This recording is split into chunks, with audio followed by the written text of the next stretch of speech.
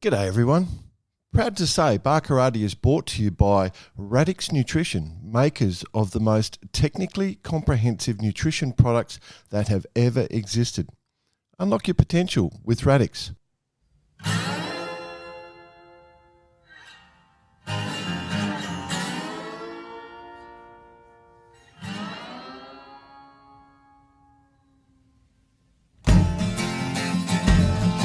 G'day listeners. Welcome to Barkarati, the Sailing Podcast. My name's Jordan Spencer and it's that time of the week where we get to hang out with some really cool sailors, but of course I have to share the mic with my two idiot mates. First off, let's welcome Mr. Brett Perry. Greetings, Exalted One. How are you, bud? Well, once again, commitment by all here. The craziest part is it's 7:30 in the morning, Sunday morning. We're all in Australia. What are we doing? Yeah, well, it's 7:30. Even our guests in Australia, we didn't have to get up at a certain crazy time just to do it. I get it. But, anyway, talking about guests, in Barkarati, we get we get all sorts of people and we really love what we're doing. But today, so I'm super excited. It's going to be fun. Wow, BP. BP's called it. He's called it. Yeah. Well, BP is the Hobart savant, so maybe he knows more than what's going on. He reckons he's worked things out here, so I'm intrigued.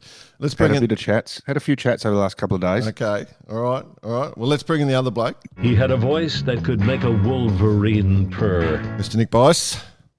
Gents, rolling into our favourite time of the year.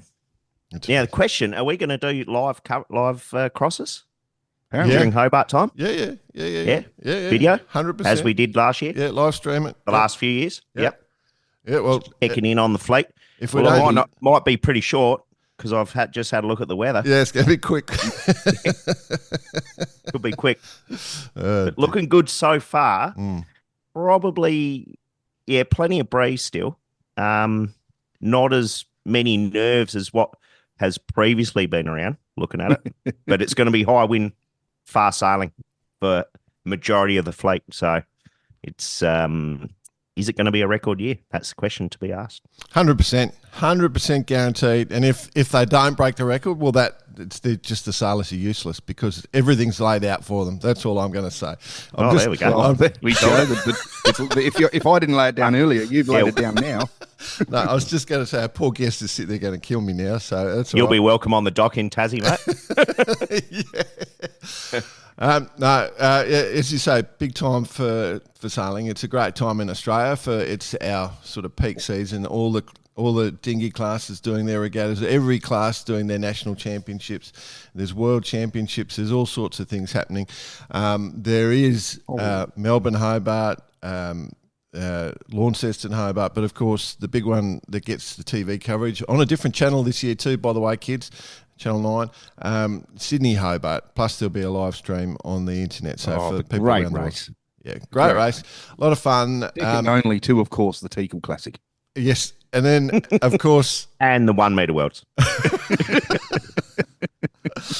And the Rainbow World titles. Yeah, that's right. They have a world titles for Rainbows. I didn't know. Yeah, there's three of them now. They will be. There's three of them. Anyway, all right, well, let's... So what we did last week, we jumped in and we focused in. We spoke to our friends on Law Connect, obviously... the big Tony Mutter, who's a great man, a lot of fun to hang out with. And we thought, let's try, seeing we've gone the big boats this year, let's reach across and try and find someone fun on the Master Lock Comanche to have a bit of banter with. And, we're looking for good human beings, so we've succeeded. We've got a guy who's won a few world championships in the Etchells. He's won the line honours and overall in the Sydney Hobart, so has laid it on the line, got a lot of experience here, and he is now one of the skippers, one of the leaders, one of the main people that makes shit happen on Master Lock Comanche, James Mayo. Welcome to Barkarati, mate. Hey, boys. Good morning. It is a good morning, isn't it? Yeah. Hey, boys. I feel like I'm in trouble already with the banter about guaranteed record. But anyway, we'll continue. Well, I'll tell you what. You'll be able to cut that out, Jordan. Don't worry. No way. No fear. I'm actually looking at it and how much fun does this look? I want to go. First of all, James, you haven't done a Hobart for 30 years, I was reading. Is that right? Yeah, about 37, I think. Oh, there you go. Last one was on Sovereign. I know people probably don't even know that boat. 100%. That's the old Siska 5 or 4 or whatever it was, the red one, wasn't it? Yeah, big red one. Yep. Sailing master Wire was Dave halyards, Keller. wire sheets. Yeah. Yeah. They had a few old legends on that. Pot O'Donnell and Tony Cable and Oh, yeah. Wow. Cole Wyman, Jacko, Yeah. Tiptoes. A lot of good people. Spenny Runo. Benny. And he's back this year too, right? Yeah. So, mate, you must be pretty excited though. Looking at the weather forecast, basically what you and Matt have done, assembled a super team. It's looking pretty good for the Comanche this year. We have assembled a cracking, world class team, and I am super. I've sort of got super excited the last couple of months because when we signed over this project, it was done at the 11th hour at the pre-worlds in March this year. So it was done. I said, if I don't sign this tomorrow, boys, I'm not doing it. So this, of course, was the pre-worlds for the Etchells. So you had to be on. Pre-worlds for the not like you weren't Etchells. focused on anything. Yeah, that was our major focus, and I didn't want that to disrupt anything. So I said, if we don't sign this, then it's not going to happen, because I didn't want any one iota of focus stepping off that goal. Yeah. So can I ask, you won line honours and overall on a famous red boat.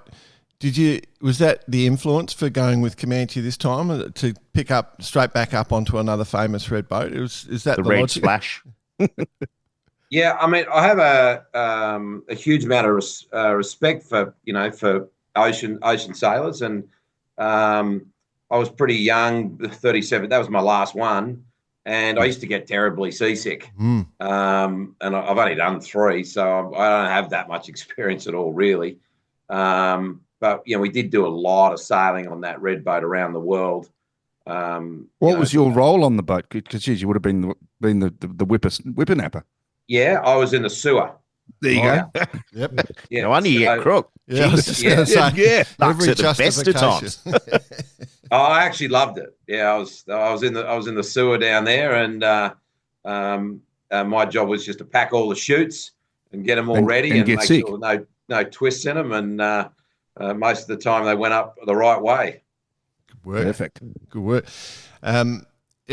It's like, obviously, as we've said, you've put real focus in on the Etchell world, and amazingly competitive class, which requires a whole level of professionalism to be successful in. And I suspect that, a lot of Etchell sailors, a few of your Etchell sailors are going to be on the Comanche. Have any of them asked where the spinnaker pole is? A lot of the time, ready to jibe. yeah, GT's got a habit of, he often says, Lammy or Richie, put the pole up, and they're like, yeah, we know that. Yeah, Yeah. but lucky there's not one on this boat to stick up. So we're pretty safe at the moment. Do you remember the first time you went for it? Like, we're going to touch on everything, James, just so you know, Yeah. but we'll bounce around. But do you remember the first time going for a Blatt on Comanche, where she really just sort of opened the legs and just took off? Do you? Yeah, no, big time. Well, I think it was the toll gate, race this year. I think the navigator sort of came up and was like, there was a bit of a rain squall that was coming through Fort Denison. It was going to link up with that, that we'd come out of the heads and we were going to basically connect. And it sort of went from, I don't know, 15 knots to sort of over 30 pretty quickly. And we had 4 sails up, and I remember going, holy shit. The thing just took off, and, luckily we had a little bit of preparation to get some of the sails down, but so we were well underway. And all I remember is looking around and going, thank God we have some world-class Yep. sailors on here, because this thing is an absolute beast. And I thought, holy smoke. And the minute I thought that, I thought, this is just like a racehorse. And you got the reins, and it's like, you know what, get me under control. And when you do that, and it was the middle of the night, 3 a.m, and I thought, I just thought straight away, I have a huge amount of respect for ocean sailors, in what they do, and enormous. I mean, from the outside, Comanche is one of those boats where it's got a lot of sail area up, doesn't lean over anymore, just goes faster and faster. And I mean, we've seen that out the head several times. And I can imagine just the power you could, and chatting to guys that have sailed on the boat, you can literally just feel the power when you're sitting there on the side decks. It's like, just strap on, off we go, faster and faster. Yeah. Yeah, it just takes off. Mm. Yeah, even in Sydney Harbour, when we're doing a Wednesday, you suddenly get the right angle and the right amount of pressure, and it just goes. And it's a very, very exciting boat. And part of my of doing this whole project was one. I think it's really good for the sport. I want to put a bit back into the sport. Obviously I've been sailing with a lot of other people for many years. And the second thing was that, I had a chat with Ian Murray, and I said, look, obviously I'm going to need you part of this project. How do you feel about it? And he just looked at me and he said, I absolutely love the boat. Wow. And I went, that was enough for me to go, wow, there's a guy who's done everything. And he just said, I love the boat, and I would love to be part of keeping this boat here and doing the project. And I went, okay, that's something, because with a project this side, you need a very good team around you. And 100%. For me, everything in life is team. Together, everyone achieves more. Together, everyone achieves magic. I have that in my work life, and I definitely have that in my sailing as well. So when I heard comments like that, I was like, yep, I'm going to make this happen. Just on that point, you're saying putting back into sailing. The end of last year, all of us who loved the boat were sort of a bit of a loss as to what was going to happen. How did it come about that all of a sudden you're actually even thinking about this? Because it's not a small project. There's the expense of it, obviously, but the responsibility and the profile, it's huge. How did it actually get to this point? Yeah, well, obviously I have Johnny Winning's a good mate of mine. I know him well. And I've been watching the boat for a couple of years, and GT and Richie, who are my teammates, and our coach, Ian Murray, were all sailing on the boat, and, I didn't get an invite. So this is the best way to do it. What the fuck's going on? So I thought, well, this is going to be expensive if we all got to sail together. I basically, thought to myself, wow, I was very confident going into the pre-Worlds and Worlds at the Etchells Worlds. We'd won 7 regattas in a row. Then we topped it off with or 5 in a row, and then we topped it off with the pre-Worlds of Worlds. So it was 7 in a row. Sorry, James, I just want to say one quick thing about that Etchells stuff. At the same time, that's an amazing record, but, David Dunn and his team were 6th every regatta. In every regatta. Ever. just so you know. I just want to... Hey, we came 5th of the Christmas regatta. Sorry to interrupt, James. It was important, but Who's that? David Dunn. Dave, yeah. Oh, that's right, Brett. You sail with Dave, right? Yeah, apparently, yeah. I've come back as a guest appearance and got a 5th on the weekend, so I've improved him by 1 spot. Anyway. Yeah. Well, you did, but you had a win on the weekend, I noticed. So we've been looking at you for a while now. 18 regattas in a row now, 6th. Now you got a 5th. Anyway, carry on. Yeah. So you made this decision. Where did it come from? Yeah. So I thought I had a chat with Richie and Big Fella and Ian, and I did a little bit of work before that. I sort of thought, well, who would be a good person to share this load with? Because it is a big project, and I made one call, and I only had one name, and I rang up Matty Allen, who I had an enormous amount of respect for, with his track record. And every time he'd won the race, I always texted him and said, well done. I never knew him that well, but I always, had a lot. And so he was excited. So it basically came about where we had about 3 or 4 meetings, and the boat was getting packed up. And I just said, you guys got to keep packing the boat up. There's a lot of things we've got to get through here. There's a sort of a contract involved. And so basically there was a lot of back and forwards. Suddenly you've got to get some lawyers involved, and you've got to have a look at budgets. But we ticked off the people with Ian, Richie, and Big Fella, and Matt was sort of he was good to go. So we just kept the discussions going, and it happened about 11:30 p.m. The night before the first race of the pre-worlds, and we signed the contract. And I just had a really big belief that we were going to do very well, and then we'll continue the success. Looking at the weather, could be an understatement of the century, Bicey and Jay.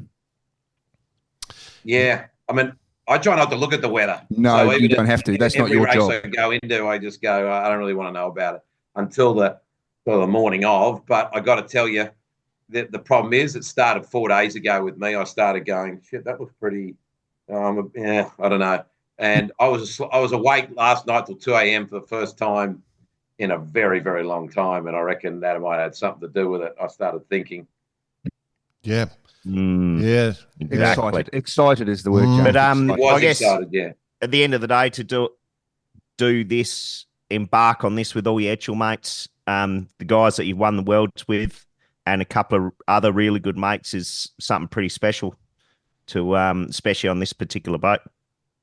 Yeah, I mean, Svenny, I sort of did my first Hobart with, and he's got, I mean, what an incredible yachtsman. Yeah. I think he's over 30 Hobarts like Matt. And so we've kept the old bloke on the bow. I think he was lifting some sails the other day, and his back went, and I went, oh, shit, that's the start of it. Well, that's the start of it. Well, he was topic of major conversation last week, James, at dinner, because we saw the first forecast and it was 55 on the nose, and we just laughed because he's the first man to hit it. So we were picking on him a bit, Gordon Maguire, myself, and the guys at the dinner table having a bit of a laugh at Sven's excitement of the race. Yeah, I mean, look, just look around. I mean, I look around, I go, so Daryl, how many times have you been around the world? Yeah. And then you go Blood, and then you got Hendo. These guys have been around I have just so much respect for those people and what they do, because you look at the footage and you go, how do they do it? I mean, they're tough human beings. Yeah. Yeah. But they're so calm. And then you got people like Sam Newton, so I look around, and there's just there's a real depth of world-class experience across, whether it's the Olympics or, the Sail GP and around the world, and just Hobarts in general. So, and so I think we've really put together and we're really working really well as a team. I think we've had wonderful results. Yes. So I think whatever we get thrown at us, I think that accounts for a lot, actually. With a great experience, good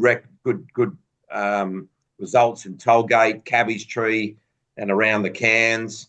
So I think we're preparation's a big part of the puzzle, as you know, in yachting, and we've certainly demonstrated that in this boat. And I think others have stood up and recognised that. So I really believe whatever's thrown at us, I know there's a lot of chit chat about the weather at the moment, but hopefully we can embrace that. The boat's prepared, beautifully, and we haven't done as much as what the winnings did. And part of that was to make sure that the boat is prepared really, really well, so we can, handle whatever's it gets thrown, get put to us. Have you thrown any new rags on the boat for this year, or essentially what the same inventory that winnings had? Yeah, virtually the same inventory. We were very fortunate that they had invested a lot in a good inventory, and we were lucky that the sails were still in great condition So we knew that when we took over the project. So that was another sort of tick for us. And we have invested in a couple of new sails. And so our wardrobe is and with the support from Norths has been incredible. And Doyle, so we've had a couple of issues, and when we've had to talk to them, they've been great as well. So, two great companies, and without them, that's a big part of the of getting this project right. So, we're in good shape there. We of course would never ask the charter fee, but imagine replacing all the sails. Yeah. Holy shit! Every time I do, I go. Spark and Moose will do your deal, though. Traded to Etchells, I go. That Etchells was looking pretty cheap, actually. Yeah. Exactly. Can we have seven new mainsails, please? One a day. Yeah. A great mate of Matt Shillington said, Matt, have you got any experience, any wisdom for me? He said, right. He said a couple of things. Just when you get the budget, put it to one side, and double it. And there's the number, and just don't sweat it. Just write the checks, and just realise that now that I got Matt, it's always half, so the pain's a lot worse. So it actually makes it a lot easier. I love it. Well, I mean, look, there's no question this is a part of history, and in years to come, it'll be folklore. We look back at our, 50 or 80 years next year, but we look back at the competitors and the events and the boats that have done this race, and, there are legends and there are legend boats, and this is one of them, and you're a part of it. So that would be a good feeling. It's an incredible feeling. And as Matt often says, there's something really special about this boat. No matter who has raced on it that I talk to around the world, they just love it. And they have a huge amount of respect for it. I mean, when you see it at the dock, I know it's really weird, but it kind of, when you look at it, kind of talks to you. It's like you look at it before you get on. And it's like, yeah, you're going to get on. Yeah, okay. It's like as you say, like a race. Like, see what tell me what I'll show you what I can do with you. Yeah. Yeah. Wow. Yeah. I went to a lunch once with it was the jockey from Mackay Diva. Oh, yeah. And he was talking to how the racehorse would talk to him, type thing. Yeah, I'm kind of feeling that vibe there, James. I'm gonna buck you off. Honestly, it's got a little bit of that about it. It's just when you see the bow, when you walk towards it, it's like, and you see the big pole out the front. It grabs you. But it's just so wonderful to have it in Australia. Yeah, 100%. And have an enormous amount of our competitors have sailed on it, and how much respect that the boat commands, and to see it whizzing around the harbour, it's good for the sport, and it's good for the race, and let's see if we can keep it here another year. If it, I was just going to say, I was lucky enough to come home and do a little bit of a harbour race last Wednesday before the Christmas regatta, and it was out cruise. I don't know if you were on board, but it was a Wednesday, and the thing flew past. I reckon it would have been doing 20 plus knots just on a reach with some clients on the boat, and it's doing that easily, and it's. There's 5-6 meters of the boat out of the water, just in flat water. Yeah. I mean, one of the things we committed to was to do every Wednesday afternoon. Yep. We wanted to do that for a couple of reasons, to take out some of the people who have supported us. But the primary reason was to give other people an experience on the boat who may never get that opportunity, and then hopefully bring some new people into the sport. And my mum, who's 90, I had her on the boat the other day, and she had a great steer of the boat. And that would have been priceless. It was absolutely priceless. And to do things like that, and we had Brooksy, who I did my first Hobart with. He was on the boat, and we had a day where we had the whole Sovereign crew on the boat, just to give them sort of an experience of what it's like now on a boat that so many years on, and that was what was their response, because there would have been some fine elderly gentlemen, I'm sure. Yeah, I know they loved it, absolutely loved it, and at heart that's where they lie. I mean, that Sovereign in its day was the Comanche, style, cutting edge and speed and power and all that stuff, but I'm sure they understood straight away. Yeah, they did understand it, and that we had like 15 guys, and Kendi and Brad. So we had and Jennifer. We had the whole family. Dave had his whole family, and it was a very lot of special moments on those Wednesdays, and it's been great for the sport. Did you boot Dave Kellett straight down into the sewer? Yeah. Spenny still on the bow. Dave. Yeah, they said Foz. My nickname was Foz. They go like, "What do you do on the boat?" I said, "I'm back. I'm at the back of the boat, and I'm just going to enjoy watching what goes on every moment of this journey." Oh, wow. So cool! Wow. So excited for you. So excited for you. Speaking of clients, James, what's the as far as the support that you've got? We see the big master lock across the mainsail. How's all that fit in? Yeah, I mean, it was funny. My grandfather met Harry Sorroff, who was the inventor of master lock, nearly 100 years ago. And so we've been the distributor of that brand exclusively in Australia and New Zealand for that period. And it's obviously the strongest lock in the world, the best known lock in the world. Oh. So I've got a job. I've just got to go there and try and lock up this trophy. There you go.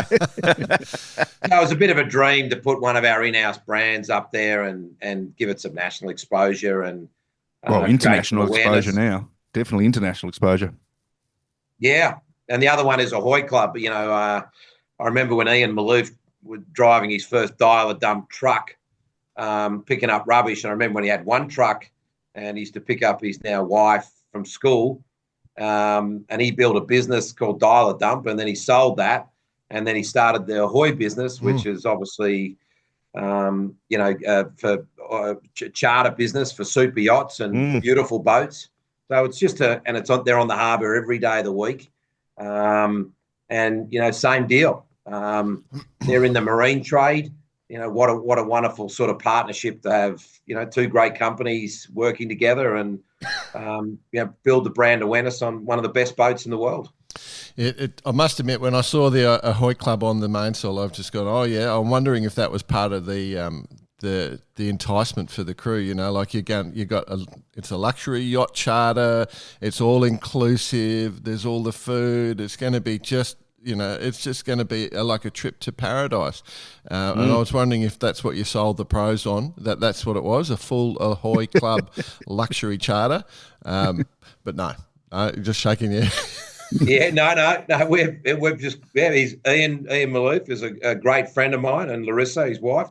And I always put the brand up there, and they go, "What do you want?" And I said, I just want to have a good day out in GT's Bucks Day. So that's all we need. So that's what we're going to do. Done. Yeah. Oh, done. Nice. Fantastic. Good on you, GT. Well done, GT. Yeah. Well, that's cool. I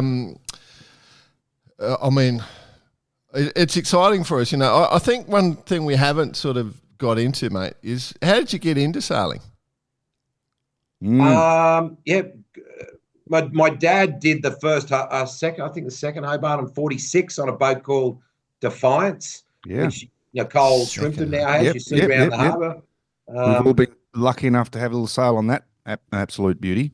Yeah, and he used to tell me it was really I've sailed. I mean, it was an incredible privilege to sail on it after B Show had done it up and the Cole had restored it. And just how thin it was, I'm like, I don't know how you went to Hobart on one of these. And no lifelines. No lifelines. And so I used to hear all the stories about that as a child. And then I was fortunate enough that I was introduced to the 12-foot sailing club in Vaucluse, and a lot of great sailors have obviously been through that club. The likes of, Shippers and the Winnings and the Mothy, and the list goes on. Yeah. David Dunn. Yeah, Dunny. Yeah. Another sixth. Yeah. David Dunn, the sixth of Vaucluse. So we started off in Sabos down there, and then I was, they were some of my fondest days, to be brutally honest. My crew was John Flannery. So we won our first club championship down there when we were about 8 and 9, and with the blue ribbon, hanging at the top of the mast, and that was actually where it all started. And then Sabo Nationals are coming up. Yep, Sabo Nationals. This oh yeah, we might see Flano back there. Well, you talk about putting back into sailing, James. We're actually sponsoring the event, Barkarati, so it's going to be exciting. So we've got 65 sailors coming down to Des Moines Sailing Club. Exciting stuff. Oh, that is cool. Well done. Yep. You get Flano down there to give a little evening talk, bit of inspiration back in the day. Yeah, I think we need to sign. Well, we should actually, when you fly back to Sydney, we should invite you around for a bit of a chat. The kids would love that. Yeah. My problem is I'm going straight from there to the pre-world. I know. That's right. We'll talk about that because that's an exciting topic. But we're still in big boat mode at the moment. If you hadn't sailed, mate, did you have any other passion outside of sailing that that you thought about? Well, really, I mean, I go to Burning Man every year. It's 15. I've been 15 years in a row. That's in the middle of the desert. Did you get bogged in last? Was it 2 ago? Yeah, we got flooded out. I should have taken the boat 2 years ago. What are you doing with an Etchell on your trailer? No, well, there actually is a ship out there, a 3-masted ship. At Burning Man, and it's on wheels, and it does sail, and you can steer it, and you can move everything unless there's 100 people hanging off the rigs. Which I have seen on a couple of days. Yeah. But yeah, if you want to sail out there, you can sail, so. Take some land yachts. Get some land yachts out there. They've got them as well. So it's something for everyone out there. They actually do have them. I'm assuming you should just helicopter in, mate. That's probably the smart play. Is that how you run it, or it's just drive in all the masses? No, mate. I've got an old trailer. It's about 25 years old. It lives on a bloke's property, and he takes it every year. I got to clear the cobwebs out of it, and he just parks it and leaves it, and I just open the door, and we run a camp there, so called Ashram Galactica, but we won't go into that on this channel. Probably various other channels for that one. Yeah, that's for another day. That's a long discussion. Yeah. Okay. So when did you get serious about the sport? Were you always serious? Like, is that something you just you grew up being that way, or at some stage you just thought, "Hang on, I'm into this. I'm doing pretty well." When did things get serious? I'm a competitive person. Yeah. I love competition. I love to compete. I love to win. And if I don't, I want to. Let's learn from that. And I think where it really came about is it started in the Sabos, and then really when Dave Kellett put together Sovereign, we campaigned that boat for a number of years around the world. We had an incredible amount of success, and I really saw how he put a team together. Right. And, every 5 years we come together as a crew. Wow. And we get back together, and believe it or not, some of us still wear the shirts. It's for a bit of fun. And he's kept that tradition going for so long. And then I started sailing Yinglings for a number of years, and I sailed with Never Whitty for about 8 years. That's a good effort. And then there was the Soling, which was designed by Jan Linger, designed the Soling, and the Yingling, and then the Soling. Yep. So a natural progression was to jump into the Soling. So we had a crack at the Olympics at 92, trying to make the team, and narrowly missed out.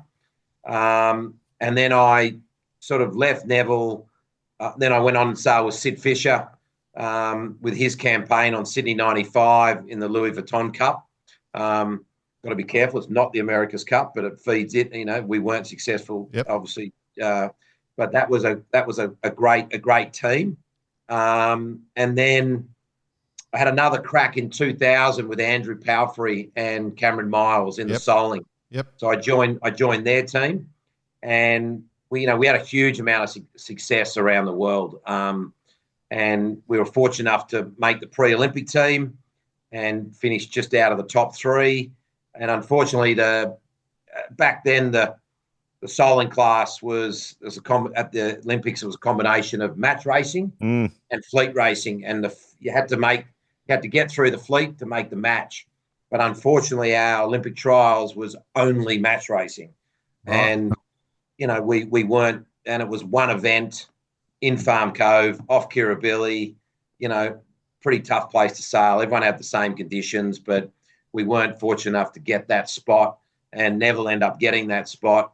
And so really, and then the next week we actually had to do the Etchells Worlds, and we're like, oh my God, do we want to do this? We built up for, really 4 hard years of trying to make the Sydney team.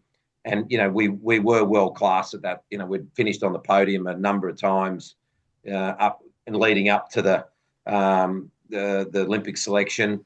And so we weren't successful. We went into the Worlds, and, we won that with over 110 boats with a race to spare on, I don't know. That's in the Etchells. Etchells Worlds. Yeah. 99 Yeah, Etchells won Worlds. that. With Dog and Ken. Yep.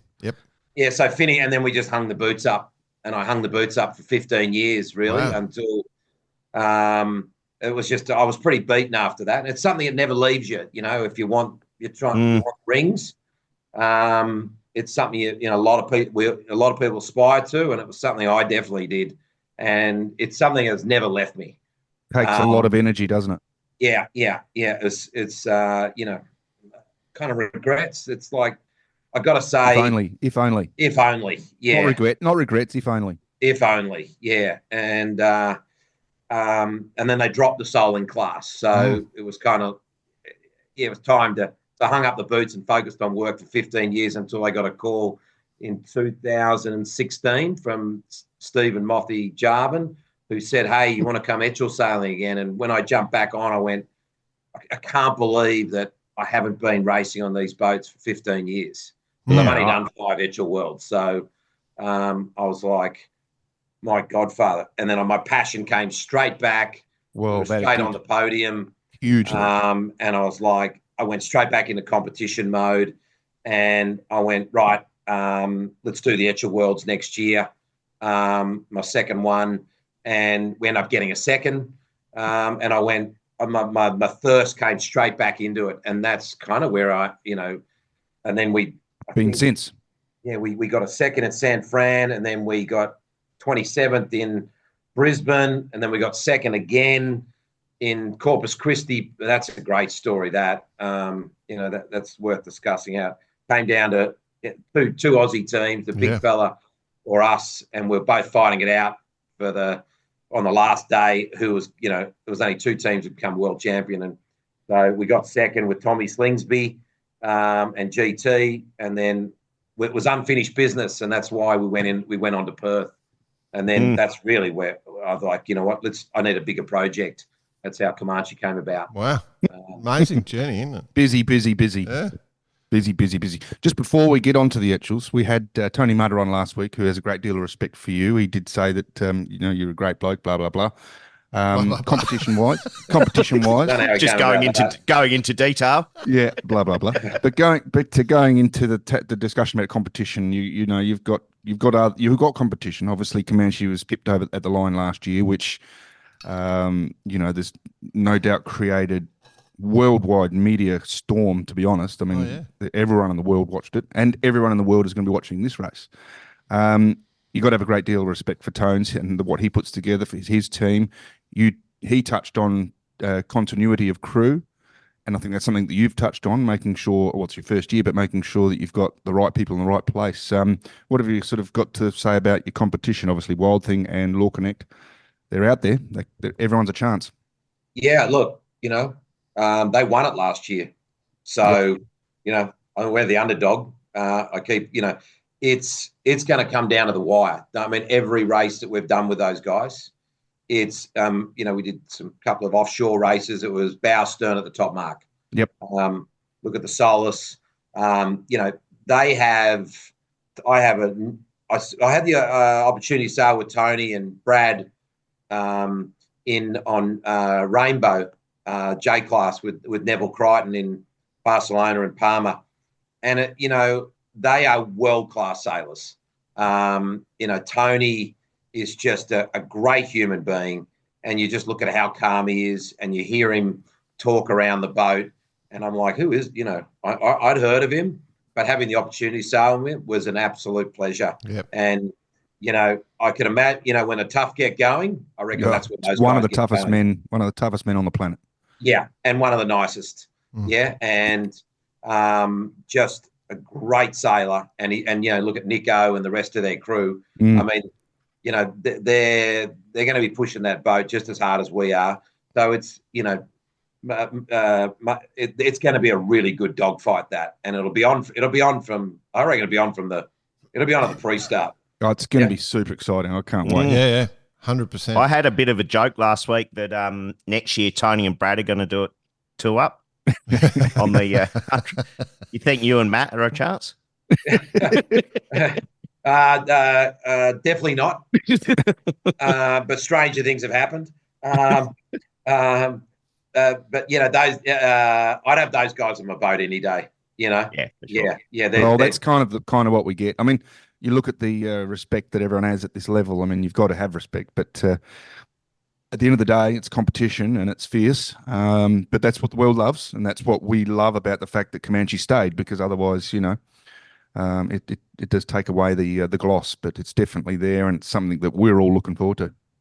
Yeah, and I mean Warro's boat. I mean, you see that thing get lit up at the right angle, 22-ton, shorter rig, 22-ton for 100. Donut. I mean, this is a long journey, this race. And a lot of things happen, and you no matter what forecast you get, it takes one error by a crew, or the conditions, are against you. We did a simple jibe in the middle of the harbour one day, and it was 12 knots, 14 knots, 12 knots of wind, and we broke 2 battens. Yeah. Yep. So, thinking ahead at the end, I never think towards the end of this race. It's thinking like that. I think that, you're already party's over. It's a huge point. I think a lot of people do underestimate this race. I mean, it's 600 miles. What can happen? But there's so many different windows, if you like, to get through. Different stages of the race. I mean, the start, the jaunt down the coast with the current, and then you've got the Bass Strait, and then it all starts again down in the Derwent. Yeah, I mean, sailors. We've got strategy, tactics. Boat preparation, the sails, understand the current. You've got the team. How are they prepared? Did they all have a good? Are they well rested before this race? Are they all going to perform at the 100%? There are so many variables, right? And how we get through all those transitions. One bad transition is going to be the difference. But I think the thing for us is just, looking at just getting out of Sydney Heads, getting the boat to the start line, getting out of there safely, cleanly, and hopefully in control, because then, I always it's nice to be in a controlling position, making the first choices. But then obviously, 2 big boats, 3 big boats, then it start, are you going to enter in a match race straight away? I don't know. What are the conditions going to get thrown at us? But, whenever I do have discussions or interviews, and they start talking about the finish, I do try and drift away from that pretty quickly, because as far as I'm concerned, there's a lot goes on in between. Yeah. Well, you're guaranteed one thing. Despite all the pre-race chit-chat, you want to be safe, you want to be all this, want to be all that. It's going to be on from the 10-minute gun. Regardless, I reckon. We saw it. We've seen it all the last few years, specifically just out of their heads, how close boats were getting. I think, it was Comanche tacking under Scallywag last year, I think. But it's going to be on for sure. Oh, yeah. When I saw in the Solus, I saw them, they were heading away from the line. I thought they're going to do one jibe, come back, going to come in on port. They're going to round us. They're going to come up under us maybe. Then, but, there we were. We're heading towards the line. We did a bit of a massive jibe and end up coming back under them. Classic match race. And that was that was within 5 minutes. So, look out come the Hobart time. Match race in 100-footers, can you imagine? What a life. Well, on Hobart Day with a bunch of spectators and 100 other boats. Yeah. James, I'm interested, like Matt, you've partnered up with Matt Allen. Matt, has always struck me. Matt creates. He's got his money from creating new ideas, and he creates value in seeing something that other people haven't seen yet. That's where he's been successful, and he's just got this amazing mind, I feel, and he's also process driven. Like you've talked about your process there. I wonder, like successful people get successful by being ruthlessly focused on their approach. Do you guys, have you had any clashes? Like, has it been smooth sailing, or you just recognise talent on each side? It's absolutely been smooth sailing. Yeah, cool. We have had not one bad word. There's been an incredible amount of respect and trust between us both. Matt doesn't say a lot sometimes, and he's sort of a hard person to get to know, and that's a beautiful thing. And I, one of the biggest things for me is because I asked him to be part of this project and said, "Would I've got an idea." One of the huge things for me is seeing him happy. Yeah, I think. And I often, early days, I'd say, "Matty, are you happy?" He goes, "I'll let you know when I'm not." Well, that's the Matt we know, and I'm happy, and that gives me a great sense of joy. I do get a lot of sense of joy of seeing other people enjoying something, and especially when they've been the one who said, "Yep, I'll join you on this project." So I think quietly as well, Matt would be sort of, I guess, would have been a bit chuffed that you asked him. I mean, it's a big project, and there's not too many people that could fill those shoes. So selecting Matt would have been a big thing for him, you'd think. Yeah, it was, and I think I won it 4 times, and I think he'd never won it on line honours. So I don't know, something I remembered that. So I kind of went, well, maybe that's something that would be a great life achievement for him, considering he's done over 30 Hobarts.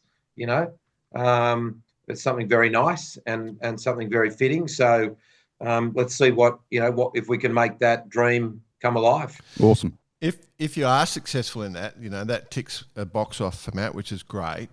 The potential with the way the weather's forming up, you could actually be in for the overall as well. It is looking, it's a tiny, there is that little potential there. So that's important. One of the great things about Matt, as I said, with the way he sees things, and he sees things in a different way, is, he came up with this whole idea of the double-handed class at the Olympics, and there was a whole financial reason for the world of sailing behind that, like he saw it on multiple dimensional levels. And so he was the sort of architect of that whole idea of double-handed at the Olympics, which we loved.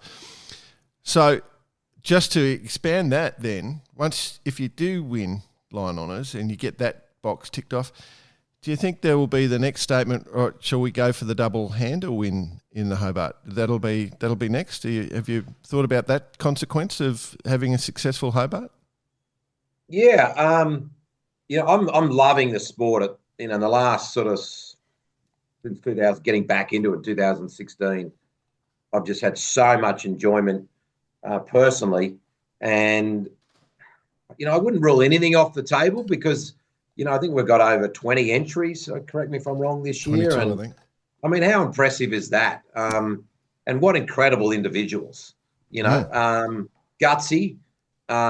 So I think that, that sort of makes a lot of people stand up and listen and kind of go, well, what is next? And maybe, who knows? So I never rule anything off the table. But I'd want to need a bloody good partner, I'll tell you, because you're not going to. You probably want somebody who's a little bit younger, because I tell you, the body doesn't get any better as you get as we all get on a bit. No, it does not. As an advocate of double-handed or short-handed sailing, I should say, what it does do with the Hobart doing what they've done in the last, well, it was a little bit rough at the start, but now that they've sorted it and it's happening, is that it also gives access to the grassroots. It gives people that probably wouldn't normally have an opportunity to go and sail on these Comanches and on these, Caros and those types of boats that are, pretty well full professional. So you've got to, you open up the door to another class that allows people who generally sail double-handed, husband and wife, for example, or, best friend, and just go sailing. And that's what it's done. And I think that's why it's going to continue, not necessarily to win the Tattersalls Cup. Yes, there's a couple in there that are aiming for that, but there's a lot of people who just want to do the race. Oh, absolutely.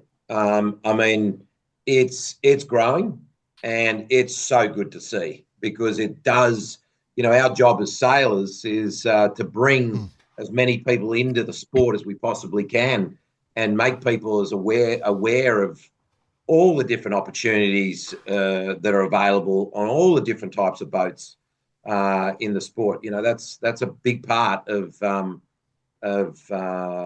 us, and a big part of putting back into the sport. So, it's seeing where this race can go, and such a great tradition, and we need to keep it as alive as much as as best we possibly can.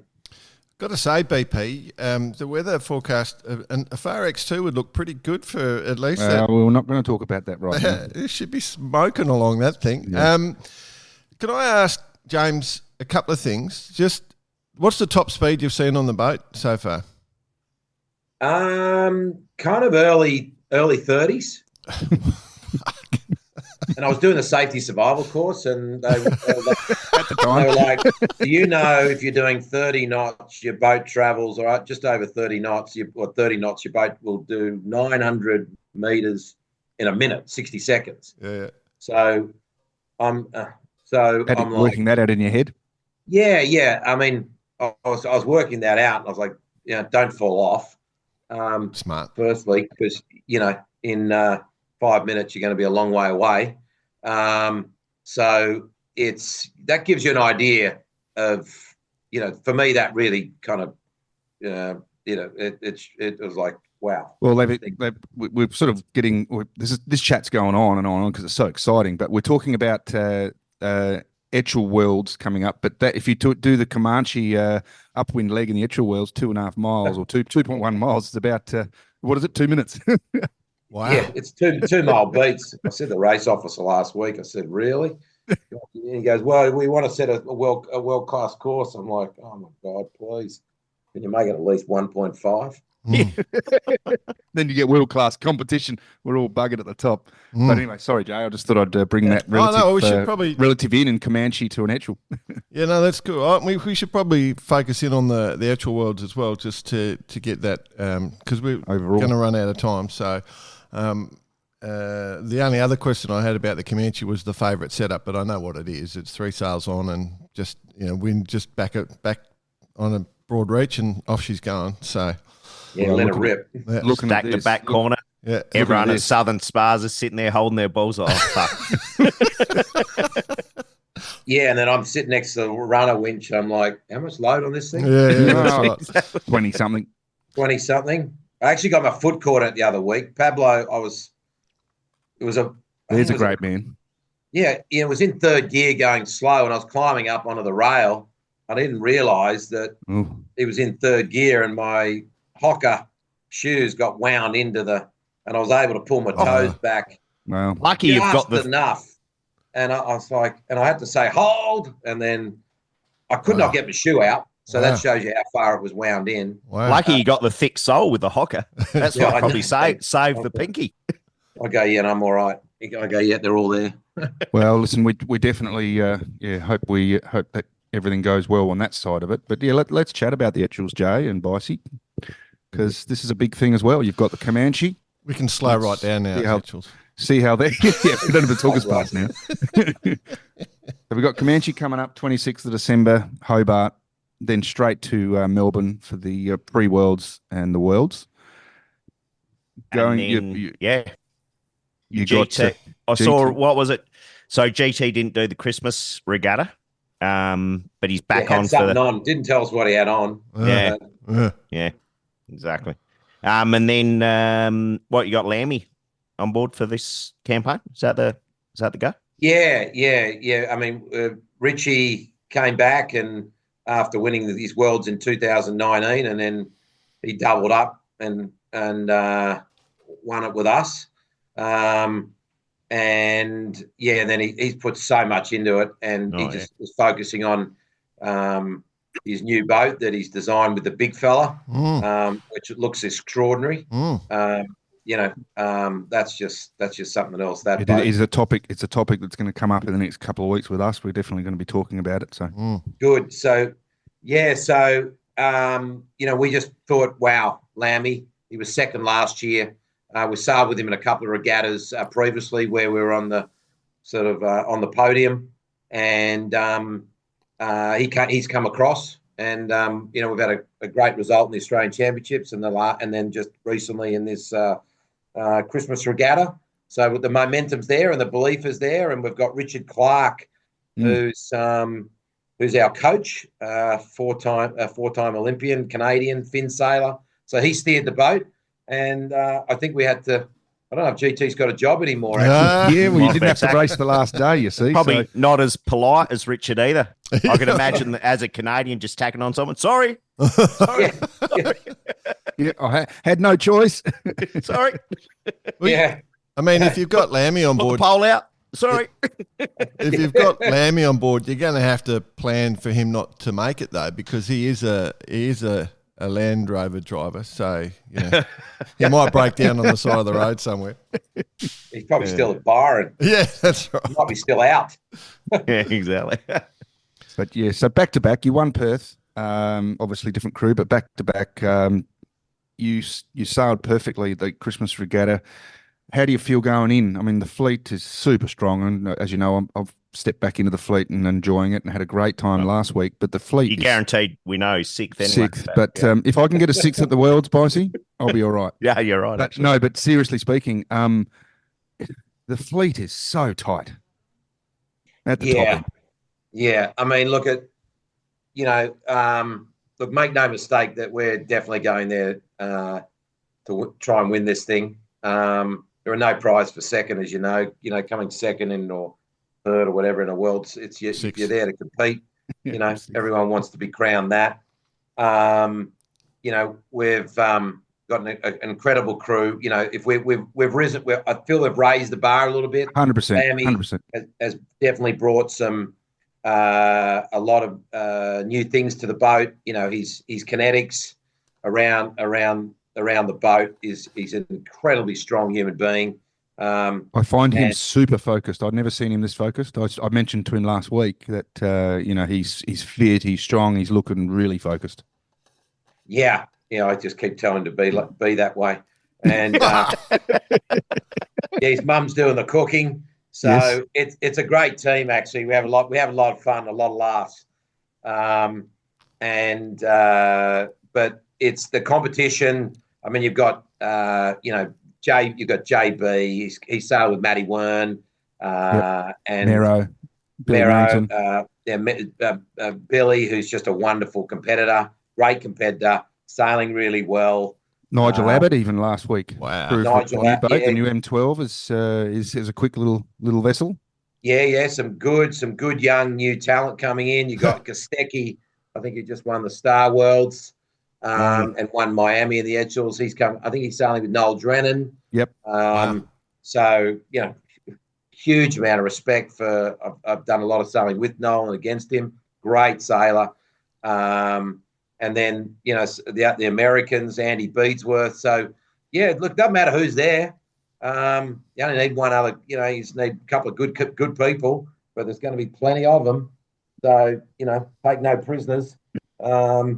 But there's a lot of racing, right? There's 9 races. Yeah, 9. It's going to be a long week.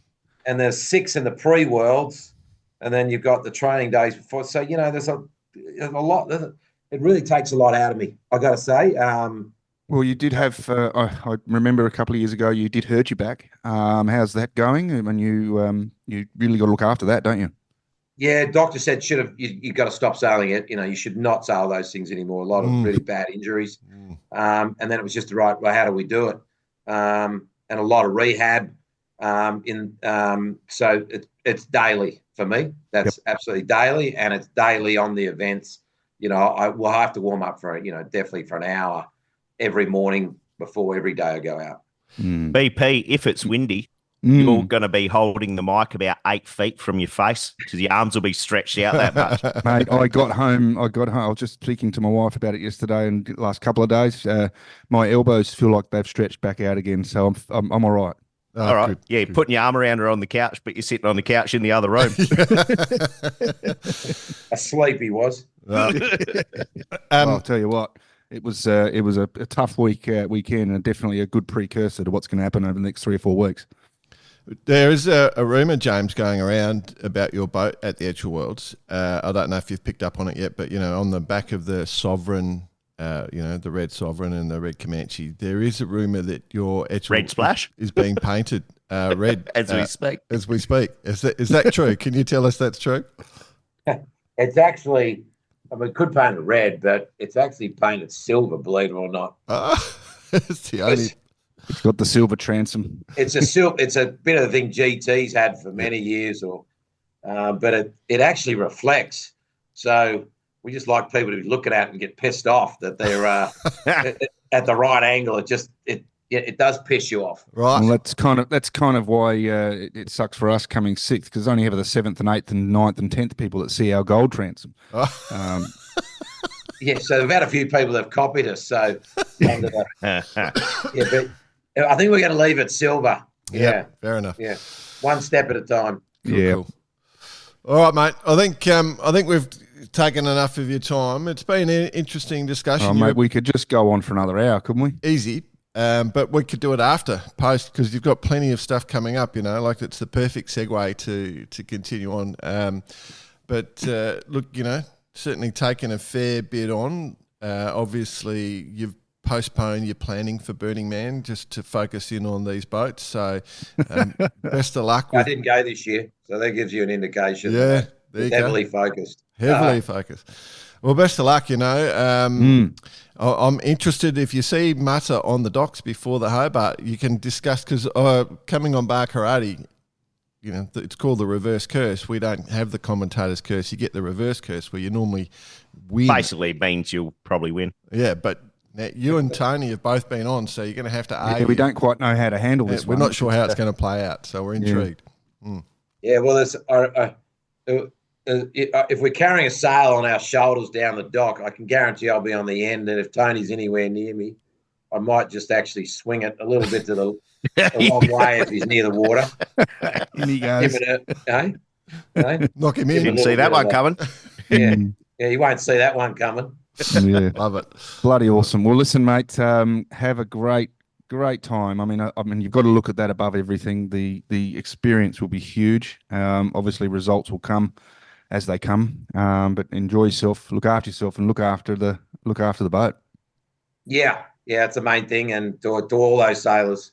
Yeah, and I congratulate you guys on what you do with this podcast. Well, thank you. Look back into the sport, and you do a really fine job, and keep up the great work. Thanks, Cheers, James. mate. Nice. Good luck And in the race, mate. best of luck.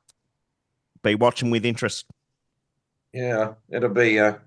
Don't worry, I'll be watching too. As soon as I get off this. I've never looked at the weather more than in my entire life. Sometimes on the Etchells, they go the night before. I go, I don't want to know. I'll have a look at it in the morning. It'll be what it'll be. It'll be what it's going to be. No, all right, mate. Awesome. Good on you. Cheers. Nice, mate.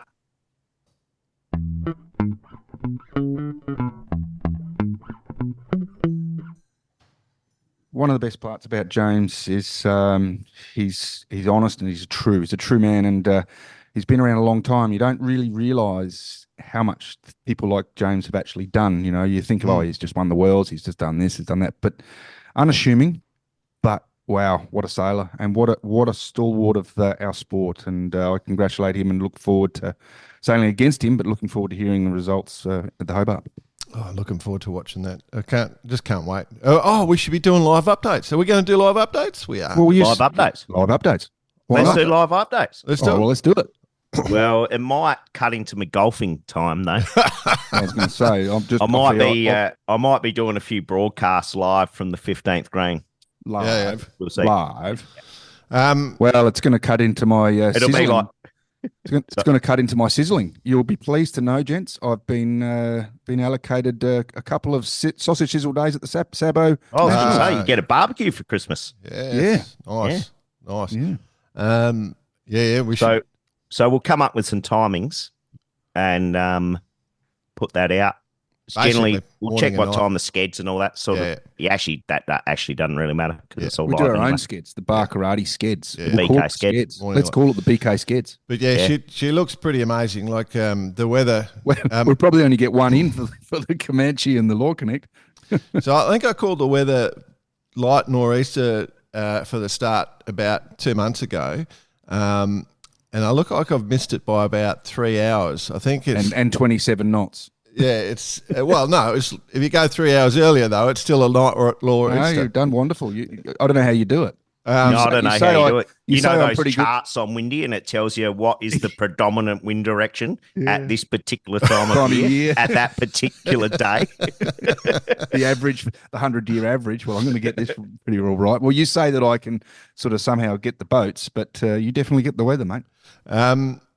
But yeah, so there is a little bit of a front or a system coming across, and so for the maxis, they're going to sort of, what's the course records like for Comanches? 1 day, 9 hours. 1 day, 9 hours. Yeah, from memory, off the top of my head. 2017. Yeah, I believe. Top of my head. You guys are reading my run sheets, ain't you? Good. Didn't have to today. Written down here. Yeah. Anyway, so yeah, for the big boats, those 2, 3, 4, there's 400s in the race, smoking down, downhill all the way, and then come around the corner and race back up the Derwent. She's going to be pretty quick time. There's a real potential. It looks really challenging from a navigator perspective. It's going to be, which is, predicting winners in this particular look forecast is all good and well for on the water boat speed, but it's the actual attrition rate. How many boats are going to get there without any breakages, and it's going to be looking at it at the moment, and it's highly likely that it'll decrease. But there's some serious breeze, 20 plus knots consistently for the first 2 days. Yeah, it's a dream. And we all know what happens. The first night is going to be all on. Yep. And then there's that little transition. All the models have it just coming through, just going into the west at some point. So that's going to be the first little, not necessarily a park up, but the transition right there, which is probably going to come through on that Friday morning of the 27th. Yeah. Yep. And I mean, it goes further. So it, as we go into the night, it swings further north. So it's going from a northeaster to almost a straight northerly. So that, and you probably, once that transition goes to that westerly that's coming through, excuse me, sorry everyone, you're going to want to be hugging that Tasmanian coast. So it's actually a difficult decision, I reckon. Yeah, you're going to be, I mean, we're going to talk a lot about this over the coming days because it does excite us. But looking at this, there's every possible outcome here of smashing this record if they can get across the Bass in front or in a good shape on that little transition, because that's only going to be a reach for them. And I'm talking Comanche, Law Connect, of course, and the bigger boats, Wild Thing. And get into that coast, and she's hard north all the way down. Yeah, it's going to be interesting. And I suspect the smaller boats will get slowed up slightly. So, especially when they... I mean, it's the classic Rolex Sydney and Hobart, the classic downwind race for at least someone at some point in time. Yeah. So, yeah, someone's going to win. Yeah. Two cups, the Illingworth Cup we discussed earlier off air, Line Honours. Yep. Illingworth Cup. That's it. And the Tattersalls Cup. Yep. Fuck, there's a few different cups, isn't there? There are a lot. They need about 8 different prize givings. Yeah. We mentioned the double-handed. We mentioned the female skipper cup. We mentioned all this stuff. And we're going to have to start getting onto it, not just the double-handed cup or the female cup. We've got it. Yeah. Oh, there's at least 20 different ones, including, I might mention, the Itchy Barn Trophy. Yeah. Awarded for the conventionally ballasted and open race record holders. Yeah. I'm guessing Matt put that in place when he was a conventionally ballasted. Maybe after, I think. No, just joking. All right. Well, also, whilst we're talking about it, of course, Melbourne Hobart kicks off the day after. It's on the 27th, so that's the West Coaster. So they're going to be they're going to have the hardest race, I reckon. They're going to be into that system that's coming through and getting hurt. So best of luck to everyone doing Melbourne Hobart, the West Coaster. That is an underrated or almost a race that goes under the radar every year. But looking at this, they're exposed all the way down the west coast of Tasmania. Yep. But for the international listener, well worth a watch. Good boats competing. They go down the west coast of Tasmania, and 27th, 3 o'clock, 4 o'clock in the morning on Friday the 27th. It's gnarly. I got Friday the 27th, 7 p.m. It's only 42 knots on the bottom corner of. What are you worried about? Also, Launceston to Hobart, that kicks off on the 27th as well. So that goes down the east coast of Tassie, but that is racing as well. We'll touch on that in a minute, but just thought I'd raise that those events are on. There's a little bit more to come on that. Mini Globe race, just mentioned that it's the warm-up leg. They start racing across the Atlantic from Portugal. 2 days. So the 28th, I think it is, 28th. So they start heading off. That'll be interesting. Then we've got the 505 Worlds kick off on the 29th. So when are you getting down here, Jordan? 29th, mate. First thing, coming in hot. Yep. Yep. That'll be good. Yeah. You two together. Will you be around, boys, or? Will I be around? He says. Of course I will be. Adelaide Sailing Club stalwart. And then on the 27th of December, Drummoyne Sailing Club is hosting the 61st Australian This is Sabo probably bigger National than the Champ. cup, bigger than the Hobart. BP doing the sausage sizzles. BP throwing everything in there, hey? Oh, loving it. Bigger than the Hobart. I love it. Bigger than the Hobart. Bigger than the. Well, it's right up there. Well, we've got 65 young sailors, and Barkarati's definitely helping out. So good. Yeah. And good luck to all the competitors. Pity we don't have any sailors lager left. That would have been a great little six pack to the winners. Have this when you're 18. Yeah. All right. Let's go on to quickly chat about some of the. We've got a lot of emails this week, and emails are all good from the fact that they're promoting events. So I think we're sort of doing an event focus, but it is the Jack Lloyd Listener of the Week, and we are fully supported by our friends at Vycobi for now till infinity. I'm just calling that. I don't think anyone objects. Plus to that. Plus one more day after.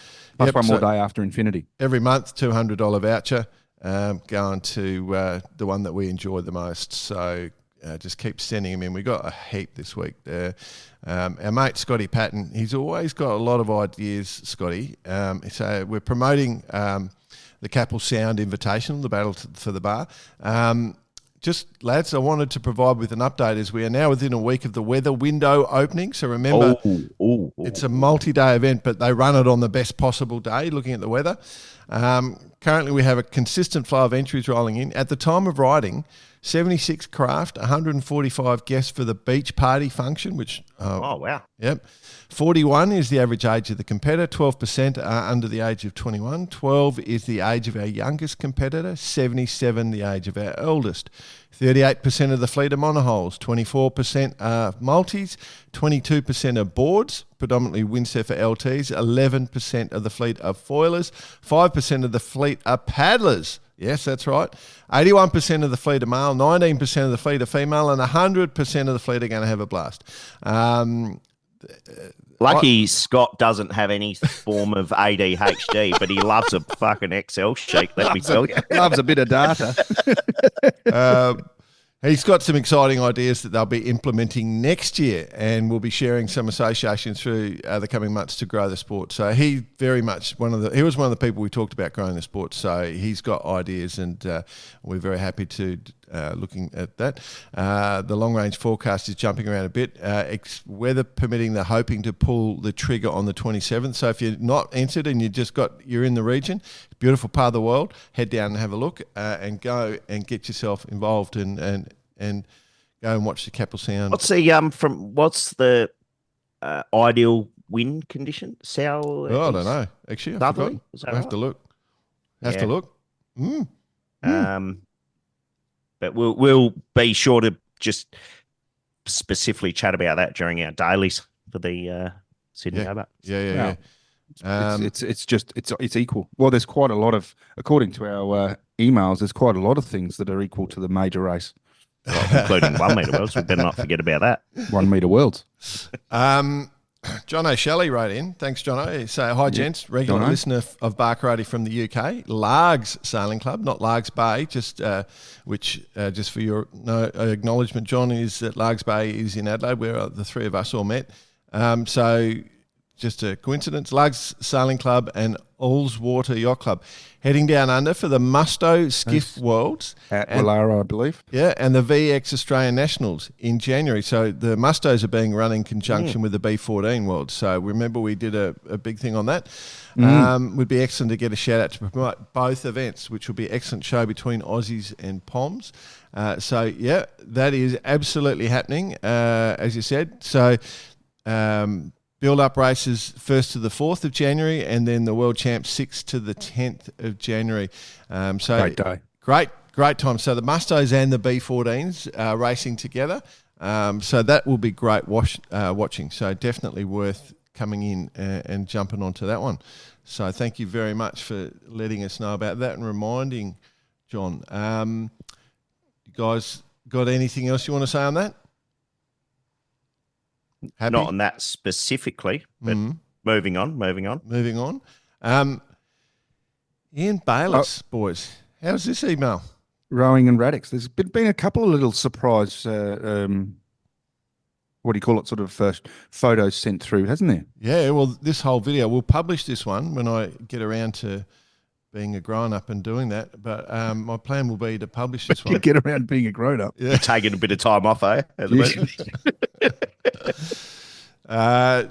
He sent in a video of his wife, Nia, and her friend Pammy, who are rowing the Atlantic in the world's toughest row right now.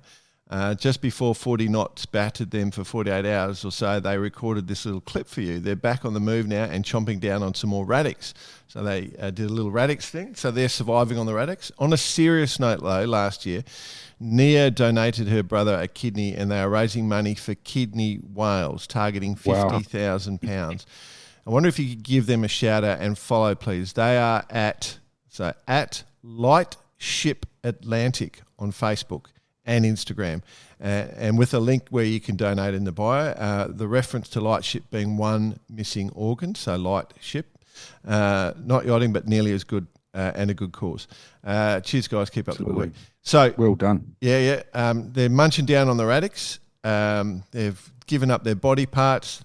Hardcore. I've watched the video. It's very short, very, very, very quick, and a little bit of humour in the middle of an ocean, trying to keep themselves sane. But congratulations and best of luck, Nia and Pammy. We have no problems promoting a bit of anything that's on the water. So yeah. That was good. Brisket. Oh, the brisket ones. We'll just get one more. Rob Lott. We might need a separate episode. We're going to call it the brisket. We're going to call it the brisket. The brisket saga. Low and slow. The brisket files. The brisket. Rob Lott. Remember last week I said, Rob, whatever you sent me, we couldn't open it and see it. So he's followed up and he's done that. And what are those two boats upside down? What are you talking about?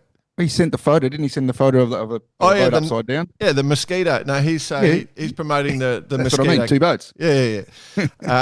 Just promoting the mosquito racing, the racingcat.com. So it's their 52nd Nationals at Altona Yacht Club, 4th of Jan to January 10. Happy to promote them. And, they look like they raced them single-handed with just a main and jib, and also main, jib and kite. So there's a few different options on the structure, but big cat to go racing on. And best of luck. We'll check in on the results. But yeah, mosquito class. We're happy to sending that through, Lottie. Yeah, Lottie. Right. Oh, Robbo. And then Lott. we got about 1 million emails around brisket. Is that what you guys wanted to bring up? Wow. Well, obviously with Pip, friend of the show, and commiserations, dropping the pipe over the side. Commiserations, yes. Yep. And it was almost the perfect lineup for the brisket. just as she was coming through, there was a light northerly. Oh. The smell of the brisket was just hanging around the Filtering ice gates, down into the Southern Ocean. filtering down into the Southern Ocean, and would've the been- lure it was would've just been too wafting. strong. One would imagine. Wafting. It would have been Until- just wafting. Unfortunately, Pips decided to go to Melbourne. Well, And it's just poorly informed. What's she doing?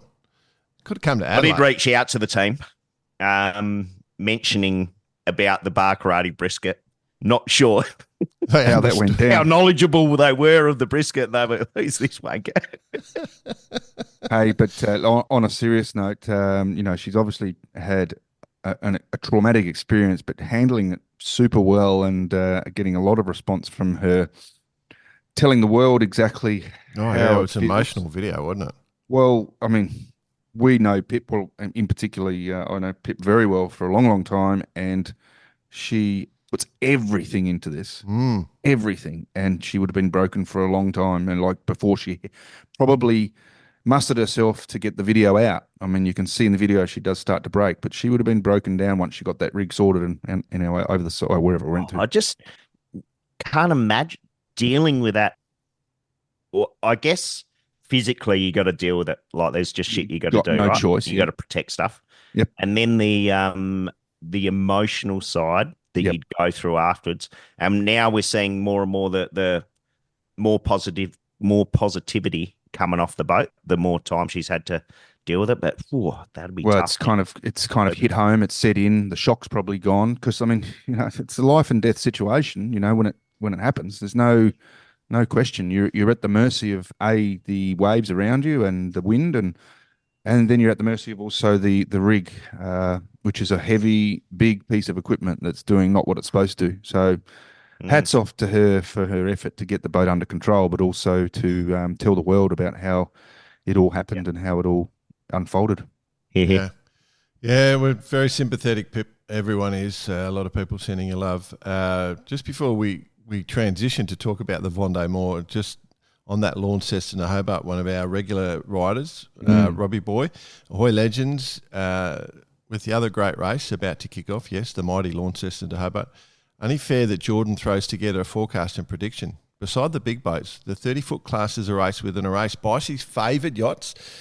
I don't know, 288s. Young 88s. Young 88s, Footloose Young and 88. Excalibur going head-to-head. Do you want live reports from the Why Launceston to not? Hobart? Send them through. Yeah. Send them through. Send them through, Robbie Boy. We should probably do live reports of all three races. Why not? Yeah, we'll do whatever we Yeah. can. You Hobart just throw more collection. work on my plate. The Hobart collection. Well, just Google it. You're right. Just get the people in the back office to have a look at it. Yeah. You got direct contact with them? You know what I like about you too. Nothing. It's hot time Wait, with yeah. Bice. All right, straight into Bondi World. Yeah. It's been a busy week trading places at the front of the fleet between Yoan Rochon, Charlie, and Seb Simon. I suspected that Charlie maybe has some issues on board that we don't know about. Yeah. Is my feeling. I think he did have a repair he had to go through. Yep. Yeah. Which has given Yoan Rochon Yoan Rochon. given him the basically currently leading in the Vendée Globe. And then, of course, our mate Seb Simon, who's, with one broken foil. Yeah. Seb Simon. So he's obviously just launching on one particular job, but maybe not the other. So in saying that, still consistent top speeds, but he's now dropped 250 miles behind the leader.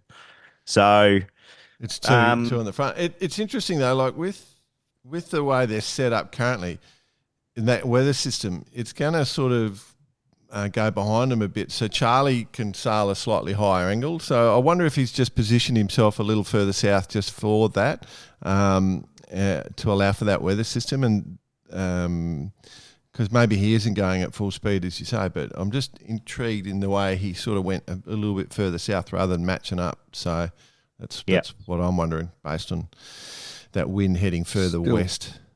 Still exciting though, isn't it? It's close. It's going to be interesting to see how it pans out. I've got to. It'd Actually be interesting getting to ready see to- the numbers out of this because I've been speaking to a lot of people just in the sailing community, and the amount of time they spend on the tracker checking it all out. Yeah. It's pretty bloody good. Yeah, loving it. I tell you what, looking at it at the moment, a bit of a mover in the fleet. Our friend of the show, Boris Herman, Correct. having a cracker of a couple of days. Yeah. So he's really got the pedal down. I mean, he's probably spent the most time in the Southern Ocean in the last couple of years than everyone. So, and with a boat that he trusts in these conditions, so he's definitely put the foot down. Yep. He's got the heat on, and our all-girl battle continues, which I just love. So Justine Metro is still leading that. She's got. She's actually pulled out quite a lead. bit on Sam and Clarice. That's right. She's gapped away. Juju using the juju. I'm just madly looking to give our John Le Camembert update on where he's currently positioned. Oh, there he is. In 18th, 3,500 miles behind the and leaders. he's stuck in that bloody high that they're sitting in at the moment. So there's with zero breeze. Yeah, it's no wind zone, and he's stuck with a whole bunch of them. So they're just going to. Well, just looking here, Giancarlo Pedotti doing 1.35 knots. Alan Rara doing 1.15. Giancarlo's looking really good while he's doing it. Ben A. Ferre, he's cruising along at 3.7. So there's not much going on back there. No, and Romain Antancio. Oh, this is great. You blokes we doing need all some the translation. Yeah. Some translation. Yeah. Anyway, Conrad Coleman climbing back up. Yep. So basically, everyone Southern Ocean. I would expect the leaders are going to be around Cape Horn in the not too distant future, the next few days. Within the day, I think they. Yeah. So, Even a bit of a mention of the fleet. Kijiro Shiriashi, Japan, 30th, doing well. Jinkunju, China, 33, doing well. Loving it. All right. Yeah, I love it. But I must say, just in closing on all of that, I am blown away with the reliability. Yeah, of the boats and what we're Big seeing point. Yep, compared 100%. to years gone past. I think it's a credit to a lot of people who have put a lot of time into making sure we're not being silly. I mean, they've got to a point. We saw it in the Volvo 70s. Remember, we saw just the technology also on the builds of of everything, including the force. So there we go. Just on your point about Vendée, though, like everyone watching. So my wife, she works in a couple of spots, but she does a bit of work with an eye surgeon one day a week, and so they had their Christmas do last night, where we had a bit of success in some performative activities. But yeah, we were talking. Him and the main man, Mark, the eye surgeon, were talking about the Vendée. Like he was totally focused in on the Vendée. It's incredible, Absolutely. Talk about Vendée as well. My virtual boat's been found. Oh, I saw that. It's on the west coast of New Zealand. That PR. Cool. Rightio, what else we got on? I think we've pretty much covered most of it. Sail Brisbane has come to a close. Yeah, I guess the only reason we wanted to bring that up is, of course, with Sail Brisbane, that is the home of where the Olympics will be in 32. So we've got LA for 28, but Brisbane is going to be, this Sail Brisbane, it's where the Olympics... Is sailing still going to be in the Olympics by then? Yeah, good point. We're gonna make sure of it. Absolutely. Will this be their last Olympics? Like, no one's put their hand up for any future Olympics. Remember the Commonwealth Games. Will Brisbane be the last Olympics? That's what I'm saying. Yeah. That's what I'm saying. Like, it's so expensive for nations to run it, and it's just, I'm intrigued as to what they're going to do, because we've had that with the Commonwealth Games. They've literally not got anyone really to host them at the moment. They stopped. So I'm intrigued how it's going to play out. Brisbane have put their hands up, but the waterway where they're sailing, for the overseas listeners, gets nice and hot and humid. But at the time of year that they'll be running the Olympics in August, it's just coming out of winter. It will be absolutely glamorous. Beautiful, warm, lovely conditions. You'll absolutely. That's a long range forecast. We all know how Jordan is on the forecast. That's a long range forecast, Joe. That's probably your best one so far. 100% right, though. 8 years. Yeah, that's the best time of year to be up in Light northerlies. So episode, stay tuned, listeners. Episode 836 of Barkarati. We're going to refer back to this. I'll tell you now. You'll only need to bring shorts. You won't need a raincoat. It'll be glamour conditions. Absolutely. Yeah, unlike the last couple of weeks in Queensland, it's been beautiful. Oh, it's amazing. It's the wet season now, mate. Flooded away. Yeah. So that was the reason we sort of wanted to jump on that. So just highlight that. What about the Wasps joining World Sailing? I'm interested because one of the things about that is the Wasp class have sort of highlighted how they do their own events and outside World Sailing, and that, without is this a light lowering of the guard on behalf of World Sailing? Because, I think that. Well, let's be honest. The class was flourishing. The class was doing everything that you'd want in a class. Maybe there's been some lessons. It adds a lot of cost to running your world championships. Those officials, they chew up an awful lot of money you got to fly them in and then host them for a week or so, and you got to have 3, I think, at the moment. So maybe we should be part of World Sailing. Maybe that's what our problem is. We could go to each event. They could pay for us to be there. Yeah. And we'd just broadcast it to the thousands of listeners that we have. Actually, speaking of events, why didn't we should actually have a Barkarati Christmas show as well. I don't know why we haven't done that. Yeah, we have. It was like all our social lives have just culminated into a recording a episode of Barkarati at 6:30 a.m. on a Sunday morning. And we're not even dusty. No, you're right. In fairness, there was the famous Robbie Doosan Christmas party, for all the sole traders around the place down at Henley Square on Friday night. So a quick shout out to everyone. And apologies for just doing the piss house trick to Clarkie at the Bacchus bar. But, you got to expect that sort of behaviour from me these days. Yeah, that's it. You brat. You're a brat, Bossy. All right. I think we're done, gentlemen. I think we are absolutely done. Chatting. Good chat. Oh, good chat. Yep. Good chat. We've got plenty to talk about coming up. There's plenty on, so it will be busy. I got a YouTube how to cook a turkey. So and also work out how to stream. It's gone away from briskets. Stream on YouTube as well as Facebook at the same time, so we can cover off everyone. Cool. All right. Well, so let's call it. Let's call it a day. Thanks. Cool. Thanks for listening, everyone. It's been great. Thanks for all your support. Thanks for everything. Remember, if you want to send us anything, cheers@barkarati.com in terms of emails. Listener of the Week, the By prize is up for grabs. If you want to get some fabulous... Club of the Month. Yeah. Send in stuff about your club. That's what we agreed on. Don't forget the BK Skeds coming up. Oh, yeah? Stay on your socials for that. We don't know when it's going to happen, but it's going to happen. Well, it's pretty obvious. Yeah, we'll basically straight after the start of Hobart. We'll go that evening. We sort of know, start but we don't from really there, do. Radix Nutrition. Just jump on their website. Nutrition for everybody. Radix Nutrition. Use Barkarati as a discount code and get a discount on us.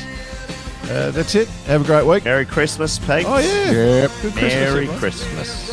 Yeah. May the jolly man be fruitful. And thanks to everyone for helping us out this year. Barkarati. Yeah. All right. Go sailing. Farewell. Bye. Making sailing great again. See you later. Good luck at all your gathers. Who was going to get the last word? That's what was going The cigar. I'm trying to come up with my MAGA, my MSGA. Yeah, me too. I was thinking the same thing. Cigar. Scuba.